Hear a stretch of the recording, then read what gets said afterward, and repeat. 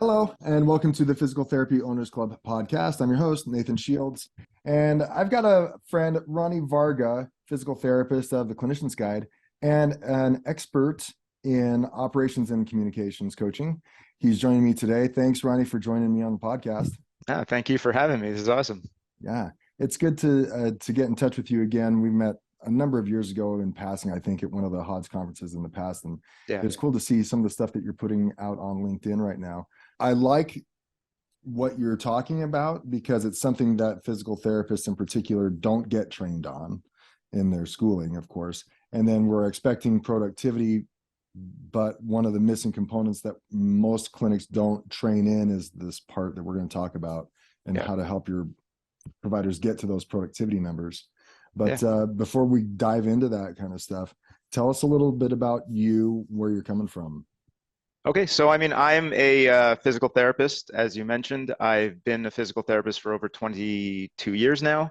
I'm originally from Montreal. I went to McGill. First year, I became a treatment therapist, is what they call it. I just treated for a full year, but I realized quickly I wanted to own. So the franchise I was part of, I basically told them I'm ready to own. And I got a clinic pretty quickly from them that I was able to start from scratch. And I worked my way into expanding that clinic. I was there for about 10 years. I managed and trained over 30 to 40 different clinicians and students. That's when I realized my passion for training and coaching. I love treating, but I really felt that the training and coaching part was my biggest passion. So I did a lot of that, but I still had to treat because it was my clinic. And you're Um, talking about training and coaching, not I'll train and coach PT on those, but at the time you were coaching just other providers, right? That's right. I was coaching other providers. I was even coaching my own VPs. And a lot of it was based on communication and different types of treatment techniques we can do and forcing KPIs and all that kind of stuff. You know, the typical business, what should be run in a business, the way a business should be run. You know, Mm-hmm. we had graphs, we had everything. We would look at that kind of stuff and make sure that if we did X, Y, and Z and the graph went up, we know we have to do X, Y, and Z next Right. week again. Cool. So I did that for about 10 years, expanded twice. Um, but I realized that winter wasn't for me, and I decided to sell my clinic in Montreal. And I picked up my family. I ripped my family away from Montreal. That's what she would say, but she's all better now about it. And we ended up moving to Florida. And I didn't want to own again. I wanted to try something different. So I found a company that had two clinics that was looking for a clinical director, and I jumped into that clinical directorship within about a month because I kind of needed to figure out the differences between Montreal and, you know, US laws and stuff like that when it came Right. to billing. And so once I felt comfortable, I told him, I'm ready to take clinical director. And within about 6 months, I got promoted to VP of operations. So Mm-hmm. at that point, that's when the training came back in. And I was super happy to do that. I trained tons and tons of different therapists, took up students as well on my own. I treated less, which was great at that point. And then I helped him develop three more clinics. So we had about five clinics. The owner sold. I didn't really feel that I wanted to continue with that. So in the end, I said to myself, you know what, this coaching and mentoring stuff is just really exactly what I want. So luckily, my wife has a good, solid job. It allowed me to kind of step back from my W-2 and allowed me to jump into this coaching and mentoring side of things, which I've been doing for the past 6 months now. Yeah, let's cut right to it. What exactly are you coaching on at this time? Where is your focus? Where is that passion? So I was never that kind of therapist who would go and spend all this money on different techniques like Mm. active release stuff, and I just wouldn't do it. I ended up taking little courses here and there, figuring things out on my own, found the best ways to treat people, and that was it. It was never, this is what I want to do. I don't want to train people on how to treat because Yeah. there's tons of people out there who are amazing at what they do, all the way from active release technique to mulligan, you name it. They're all out there and they're amazing. And that's good for them to be out there to give that to therapists. What I noticed that there was not much, or I'm going to say almost nothing out there, was how to train a therapist, any clinician really, on how to communicate with patients, the interpersonal skills you need to have to be able to, even day one of coming off of graduating, know how to speak to a patient and how to make sure they understand the importance of my role as a therapist, what their role is as a patient, and what they need to do to get better, Mm, and get their full agreement into making sure that they are following exactly what I tell them. yeah. So There's so that's many things in the private practice where does not rely on your technical skill at all. no, And I think I'm a prime example. I don't think the best therapist out there, but my patients came on a routine basis because I believe I developed some ability to connect in what I would call them soft skills, right? yep, The hard yep, skills being the technical components, how to mobilize a joint, how to yeah, stretch, get all the things I need in special tests. But the soft skills are something that are ever addressed in physical therapy school, right? I think yeah, maybe we're going to learn some of that in our internships, maybe during our schooling, maybe in the last year. It is the crux of what makes a great therapist versus a good therapist. yeah, Even if the best therapist in the world cannot communicate the importance of what they're doing and why they're doing it, they're not going to get the results because they're not going to get the buy-in from the patients. People don't want exactly. to be there in the first place. They don't want to be in physical therapy. Yeah, I don't want to hire somebody who's got 20 different certifications but can't speak to a patient for the life of them. They're not Uh, worth it. I mean, you they're can't not. They're not. justify all the No, certifications they have. Yeah. no. Again, I was like you. I was a great therapist because I knew how to communicate with people. Right. It's a superpower I have. It's a talent I have. I've always had it. I like being with people. I am an introvert, believe it or not. Like I don't, it exhausts me by the end of the day to do what I did, Yeah. but I was good at it. I was really good at getting rapport, having the same understanding with a patient. And because I had the same understanding and the fact that they like to be next to me, the communication level was just so high that Mhm. really they were just putty in my hands. I could have told them to come 8 days a week and they would have, you know? It's cool that you're talking about training team members on how to do it because I think this is something as owners, we get good results because the stress of the business forced us to be better communicators, forced us to stress the importance of physical therapy, forced us to have these conversations for patients to come in. And so inevitably when I'm talking to owners, their productivity numbers are the best out of the entire team if they're treating, right? They usually can kill it, Right. they can knock out patients, they can get even better results because their patients are coming more often, they're not canceling as much, they're Yep. fulfilling their full plan of care because they recognize the stress of the business is kind of on them. And it's kind of that stress has created a diamond in the rough. The team PTs don't have that kind of stress, right? They're focused on being better clinicians. And at some point, the PT owner, that level of productivity that they've developed over time is second nature. Yeah. And it's hard for them to make the connection between why can't you guys meet these numbers when I can, and when they don't understand that, well, that team has, number one, not been forced or stressed to do it, number two, they need training that you kind of just developed over time. I Yeah. mean, have you seen some of that as well? Oh yeah. I have an owner of a mobile company, a mobile therapy company that his number, I said, what's your number? Like I always ask, what does he want to get out of all this? Like what is he said, I want to pull myself away. I want to expand, develop, and I can't do that if I'm treating. And I said, well, why are you still treating? He goes, because I'm the best at what I do.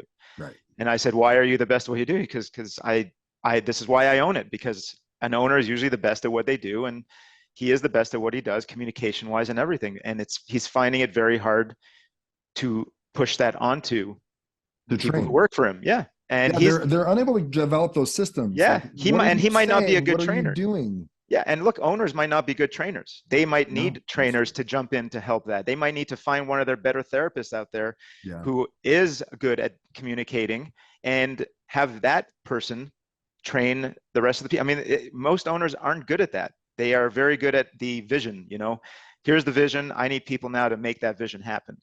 So that's why I developed, this idea of working with clinicians individually. I haven't really gone straight to many owners, because I just wanted to kind of see what's out there and who's interested. And there's tons of therapists who are definitely interested, tons of students who are super interested. Some of them are afraid to latch on still because they're not really treating yet. and they're like, well, if I do this now, I'm going to forget everything when I get there, and I'm like, Yeah. well, not really. We're going to develop it. But the idea is like, look, when I was a VP of operations and I sat with the CEO and we battle planned for the week, what needs to happen, and we had a loss of production the week before, our number one was to get me onto the floor to start treating and to be out there to help others To communicate listen the to way the I did. conversations, right? Exactly, to listen and for them to listen to me. And I would meet with Oh, these therapists and say, listen, I'm going to be treating right next to you. I want you to listen how I am with this patient. You keep okay. treating yours, but listen to what I'm doing. And I would do that. And then we would open communication with the therapist the next day in a meeting, and we would come up with other ideas. And suddenly our production went up, right? Hmm.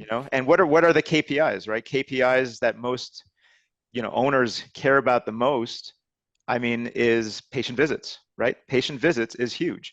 The next one after that is your average charge, right?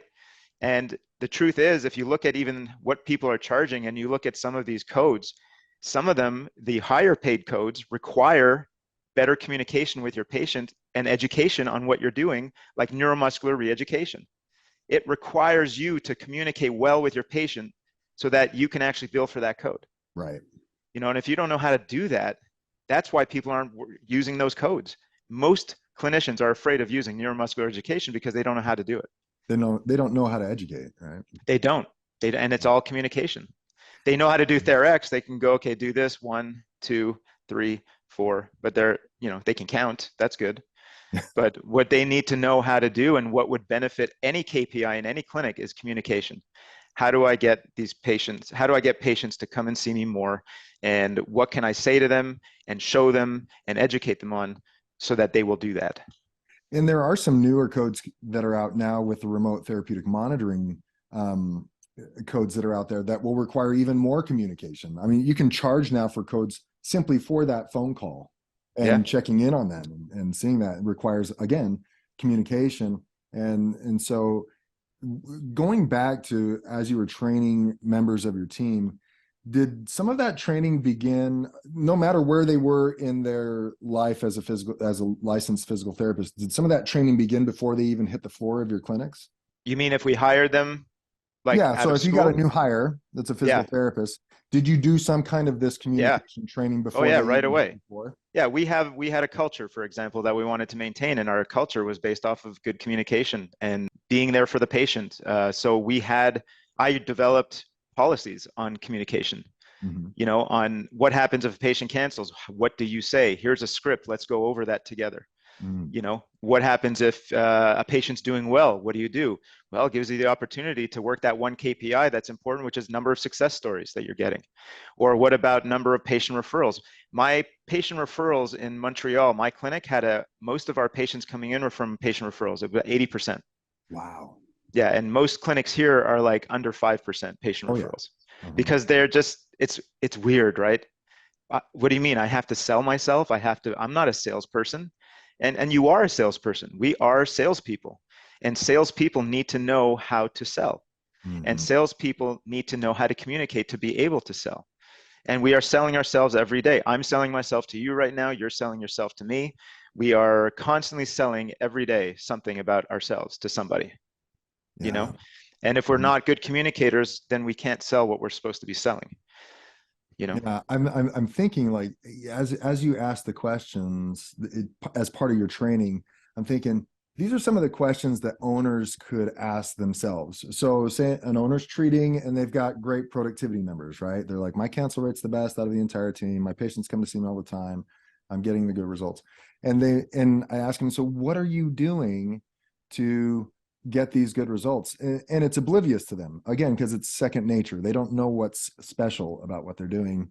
And I remember back in the day when I first had some coaching, my coach recommended, and I blew it off, and I never did it. But now I'm thinking, yeah, I should have done that.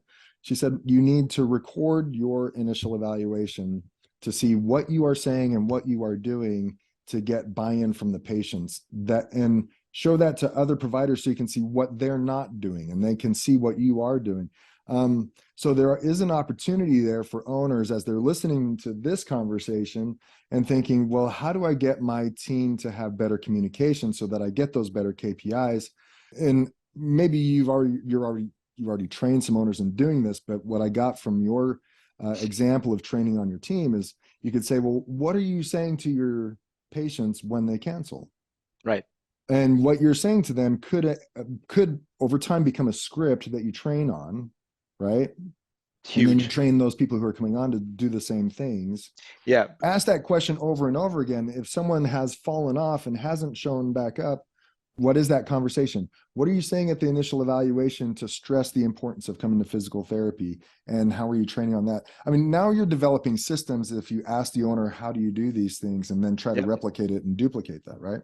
Yeah, so I have like a needs assessment. Typically, I send off to owners when they're asking me to help scale their company, you know. Okay. And for me, it's like I'm not here to scale like the financial side of things. That's, you know, you need to get a financial guru. You know, you want to work on taxes, stuff like that's not me.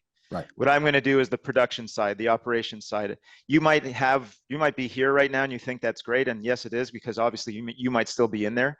But if you want to get out, you know, and we work on a system, communication system of some sort, we can bring it up higher. And Right. just like you said, I believe that scripting is important. Now, I could write my own script and give it to you, and you can use that script. But what I've done in past in training clinicians is I've had them write the script themselves. They need to have their own words, A right? 100%. And you know, at times they're like, this is weird. You know, I'm reading a script to you. It's like we're sitting on a stage here ready to do a play. I'm like, well, look, you know, I've always said to, and this might not sound great, but I've always said this, and I stick by it. We are therapists, we are clinicians. We are here to help people fix themselves. If we don't know 100% of what's happening with this patient, we better act like we do. Mm-hmm. You know, I'm sorry, you know, that's a big part of what we do. You know, if I had a doctor come and see me, goes, oh my God, I really have no clue what's going on here. Eric, let me go ask somebody, you know, like that. I've More heard doctor for you. therapists do that. I've heard therapists do that and say, hey, let me get the VP. I'm really not sure what's going on here. Let me see. And then I come in there and I'm trying to save the day for them. But Right. the point is that it's like, listen, you have a lot going on. You know, we will work on things step by step. But the first thing I know we have to do is X, Y, and Z. You Mm-hmm. know, and that's what we're going to do today. And this is why we're going to do it. And then, you know, overnight they can go into their books and figure out what the hell's going on, and then the next day really be knowledgeable. But you know, we're not going to know everything. And again, this is all part of the conversations that we need to have with these clinicians, because I feel a lot of their downfalls come from the lack of communication skills that they have. And some may say they have great. I've bumped into therapists on LinkedIn that are saying, no, I really don't need what you have, I'm great at what I do. And I'm like, good, that's excellent. You know, and I leave it there because it's not really up to me to go and talk to them. But you know, there are definitely lots of people out there. And my wife, when she saw me put this all together, she's like, really? I'm like, really what? She's like, there's people who really want this? I'm like, there's people who really need this. Right. And she's like, so you're telling me there's people, clinicians who don't know how to communicate? I'm like, uh-huh. Yes. Yeah, yeah. There's You've never there's been to tons. those doctors before? Yeah, man. And I've been to tons of PTs in the past when I wasn't a PT who didn't know how to, you know, they were just all about their manual therapy. And here, this is a grade 3 that we're going to do on your back. And you just lie there. If you feel anything, just let me know. Yeah. You know, and that's like a lot of clinicians are in that stage still. I love the fact that in part of your training, you had scripted stuff and you went over it and you role played it. Yep. And we got into a habit of role playing all the time in our team meetings. And initially, our teams didn't like it, but they, over time, I don't think they ever grew to essentially like role playing, but they recognized the benefits of it and how important it was because of exactly what we're talking about. If you go to a continuing education course on a shoulder, you're going to have plenty of time to work on the mobilization, palpating the anatomy, studying the anatomy, you know, getting really comfortable during that weekend course, and then take it into Monday's shoulder patients, right? Right. But when we're talking about this communication stuff, where is that safe space to practice these words and fumble with them and get and find the right wording Yeah. so that you feel comfortable and confident in the wording that you're using? And so that role playing, that time that it takes to train and work with the provider is essential before they Yeah. get in front of a patient and try to sell their plan of care. And it's And got to be, but it's got to be done weekly. Like we yeah, we set aside an hour a week, you know, and we knew that we had like, you know, let's say in one clinic we had 18 clinicians. Setting an hour a week aside for each clinician was a lot of production lost. I mean, right. but it was worth it because it gained more production down the line for us. We had better percent arrival rates, less no-shows, less drops. So what I Patients always got better recommend, results. patients got better results. And what I always recommend to any owner is you've got to get the time out there to help to train your staff. Like let them do their techniques are their techniques, but you got to train them on the systems you have in. You got to train them on how to improve their KPIs. Look, the number one thing that employees really just want to have in order to retain them is knowledge on how to succeed in their role. Right. And that is where this is where what I bring will help gain and boost that confidence for them. Because now suddenly they know how to talk to a patient, they know how to get a referral, they know how to keep a patient from canceling. They have the tools necessary that they should have had in school, coming out of school. I mean, they have all the special tests in the world, but if they can't explain to a patient properly why they're doing it and how they're doing it, and we all know that when there's question marks taken out of somebody's head about what's going on, they'll feel better pretty quick. Yeah. Just like the touch itself, you don't have to be an amazing therapist. Just, how to do a little soft tissue release, how to get them to do some really cool, fun exercises. You could be an amazing therapist. You don't need to have every single certification out there. And, there's going to be therapists that kind of look at me funny and say, no, that's not true. And I'm like, good for you. That's fine. That's great. But on my end, I didn't have to do that. I was I probably had about a 95% percent arrival every time that I stepped on the floor. And that's because people knew that I was there to help them and how I was there to help them and what they needed to do to be helped. And I turned tons of patients away when they weren't there to help themselves. Mm. And one thing I wanted to mention before, when you were talking about, you were in a team of your own, that some people were taking well to the training and some people were kind of like, I say this to owners all the time, you're going to be as strong as your weakest link. Mm-hmm. So if you have therapists there that are really not sticking to the culture, and if your culture is a training, boosting, skilled culture, like where you're just there to help get therapists better at what they do, and these therapists aren't really hooking on to that, they might not be who you want in your clinic. And they might be the negative natter you're going to have about all this stuff. And there's tons of those kind of people out there. They're like, all right, I've seen it. I mean, I've seen it and I've talked to some of them. I've coached them trying to get them better. And in the end, I let them go because it wasn't something that, no. And if they're not going to, it's like, negative, the number one thing that spreads fast is negativity. And I was a huge believer that there's no need for negativity anywhere, and if there is any, I need to know about it so I can squash it. Mm-hmm. And again, having people involved in training, you will find all that. Mm-hmm. If you don't have any meetings with staff, you don't do any training with staff, and you're not involved with your staff, you will never see any of that, but you will see your numbers go down because of that negativity. Yeah. So, I love what you talked about. What employees want, what your team wants is they want to know what success looks like, mm-hmm. and how do I get there? And that's two things that most therapists, especially young owners, don't provide, honestly, don't provide their therapists. And these are what success looks like should be discussed before the hire even happens. In terms of, this is what your productivity levels are expected to be. This is how we will know that this arrangement is successful, is that you're going to meet this kind of production and I'm going to give you this kind of salary with these benefits. This is successful win-win for both of us, right? Mm-hmm. But we hire without setting those productivity expectations. And so they don't know what success looks like, right? In our heads, we might be thinking these guys are sitting around a lot. But you don't know exactly how successful you are because, number one, maybe you're not tracking KPIs. But even if you are tracking KPIs, you're not holding the line and holding accountable and expressing, communicating the expectation, right? Yeah. So what does success look like?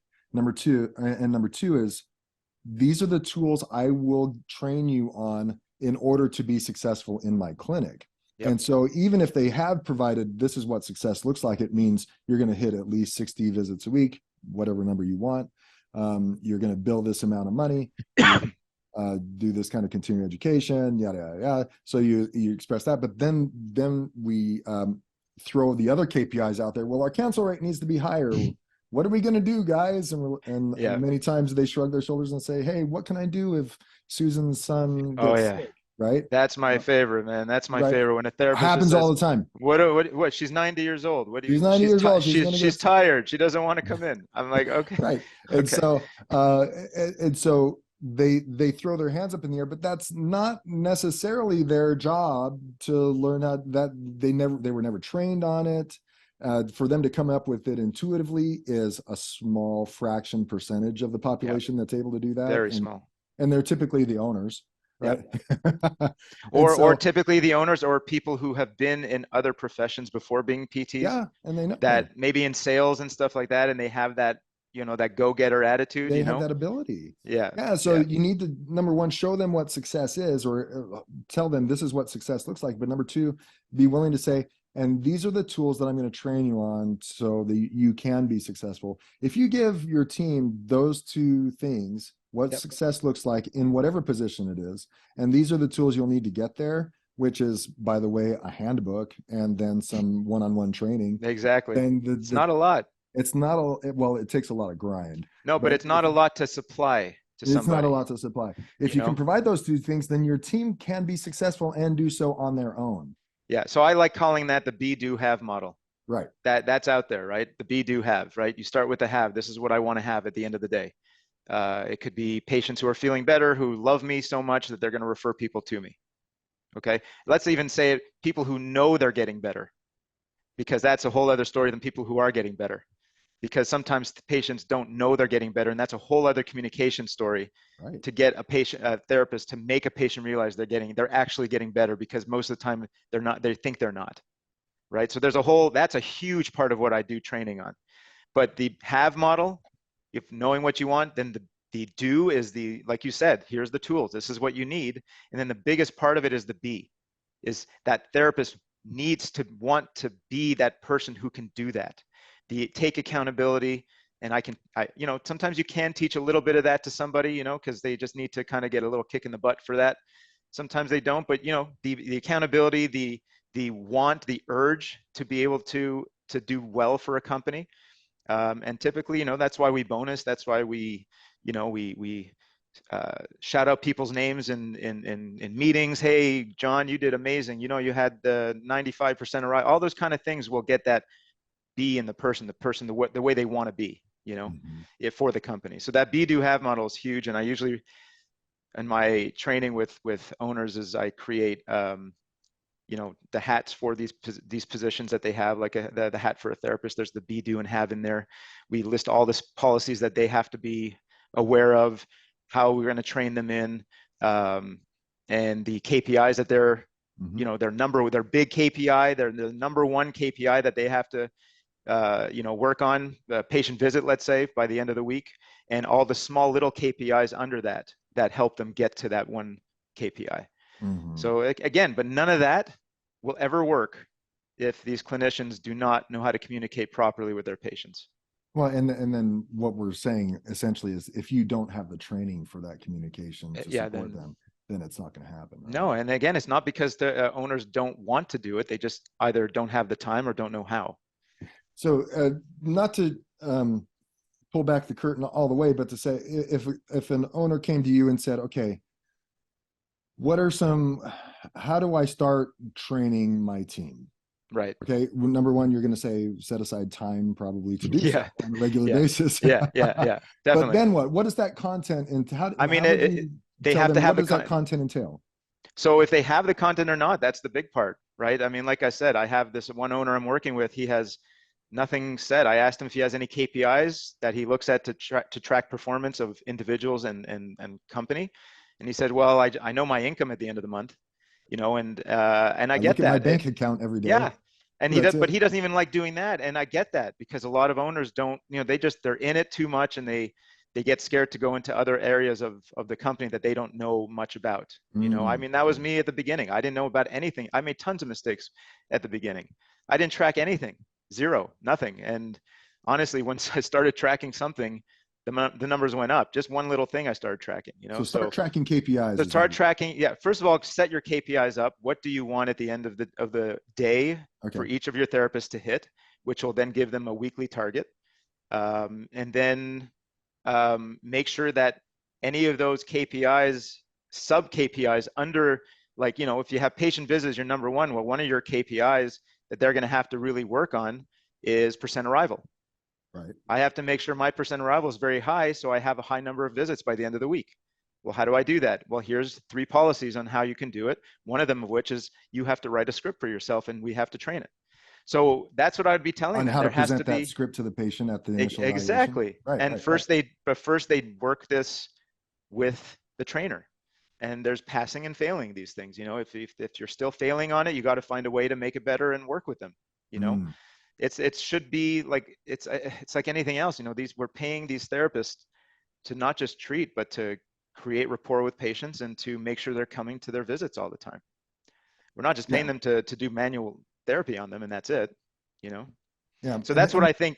That's part of what I would the first steps on anything And with it an owner. speaks to the larger problem with physical therapy in general as an industry. When you look at and maybe I'm getting my number wrong, but it's close to this, and that the percentage of patients that complete their full plan of care in the physical therapy industry is like 15%, right? My mind might be wrong. It's low. It's very low. It's absurdly low, right? Yeah. And I think it all stems back to this one thing that we're talking about here, and it's the communication. We are unable as a profession to express and confidently sell our value to the patients that come before us on a regular basis. So that is where I'm heading to now. With what I'm doing in everything that we've just discussed, is in the next probably 4 to 6 months, I'm developing a workshop, an online workshop for people. Any therapist can take it. It doesn't matter. They can take it. They can do it on their own time. They buy into it. They take. It's not expensive. It's going to be something that's going to be really beneficial for them. And what it's going to entail, without giving it all away right now, is one thing. It's a story.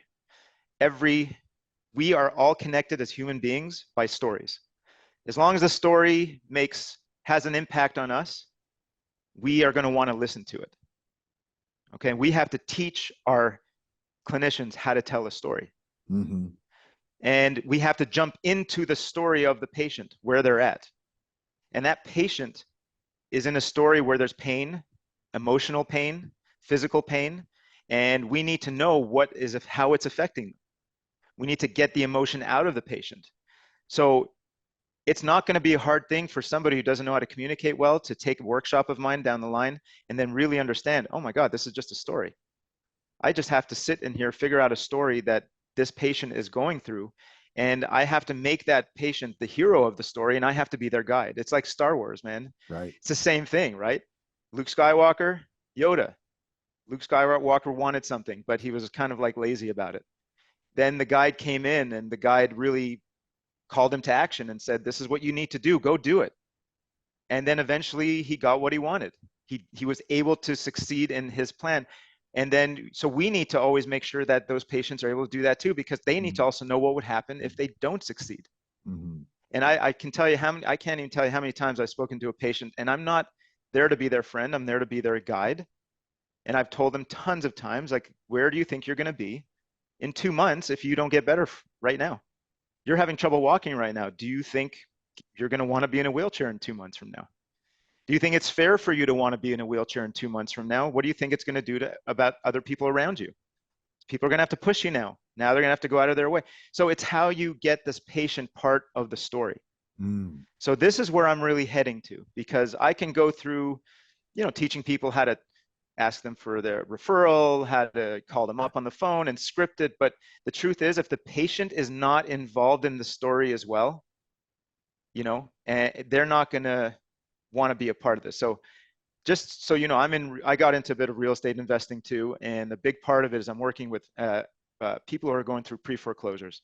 That's a lot of pain for people. Their number one reason is usually financially or illness. It's really sad. It's super sad. But as a PT, I've got this amazing empathy for these people.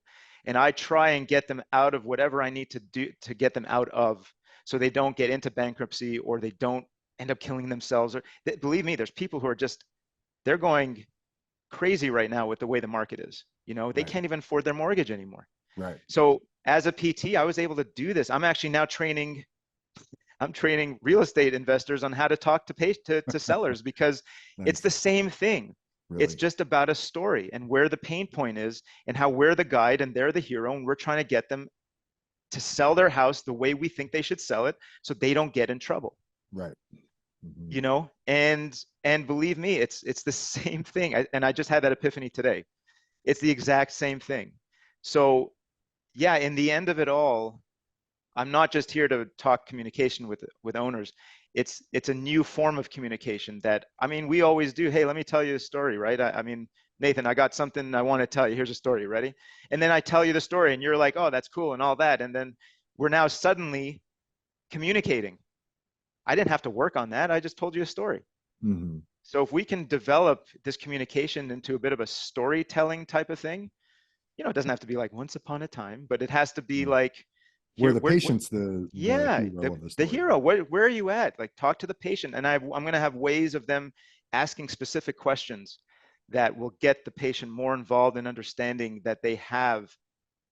There's the where is the emotional difficulty here? Where's Hmm. the barrier? You know, and then we guide them out. Too many therapists nowadays are coming out as the hero. They're the hero.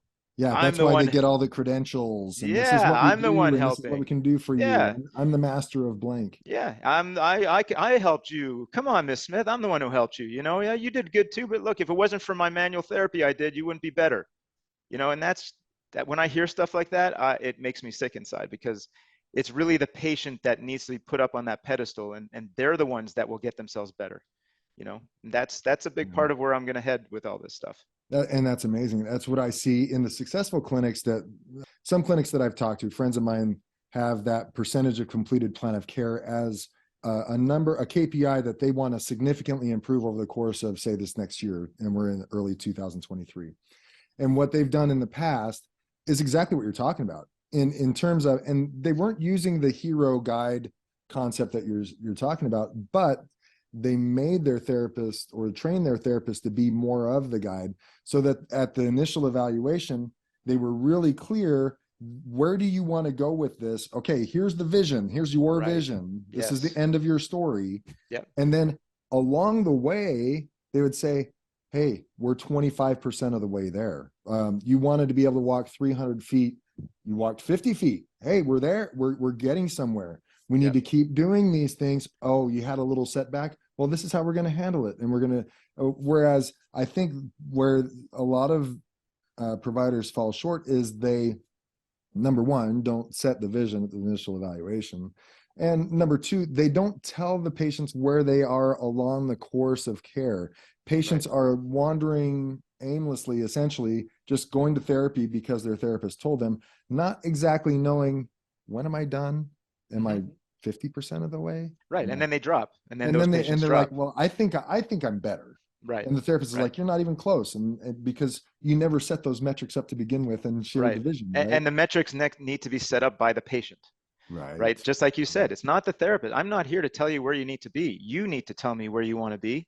It's like anything else. Like in any relationship, like we need to know, like my wife and I have an understanding of what's expected of each of us. You know, that's why we do so well. Mm-hmm. You know, and relationships that don't do well is when those expectations weren't brought out or weren't communicated on Or or agreed weren't upon. agreed upon. Mm-hmm. And this is why that stat of percent of successfully completed plan of cares, or however you guys want to, however we say it, that's why those stats are not great, Mm-hmm. because we don't even know when that is. Like even in Right. the look, we had that stat too. We dropped it.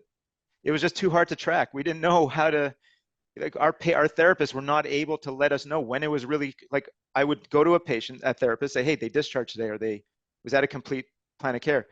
Well, I mean, they were better, but she wanted to go. You know, and I'm like, okay, so what do we, What is it? what is that? You know, well, that to me is it's a discharge, right? We discharged the patient, but was it successful?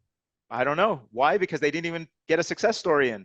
Right. You know, Yeah. so so we ended up trying to set up like, okay, if this is going to be this is what a successful plan looks like. Somebody who's been discharged successfully, who has a follow-up appointment, who has a success story. We took a picture with them and we started really kind of putting that out there, but it still doesn't mean the patient came out feeling exactly the way they wanted to feel at the end of all Right. this, Right.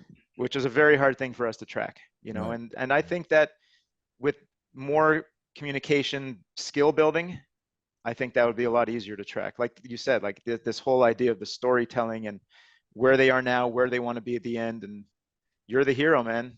You know, Yeah. I'm just guiding you. You're the one making this happen. I just need to know that you're all in because Yeah. I can help you. I've helped tons of people, you know? Hmm. Yeah.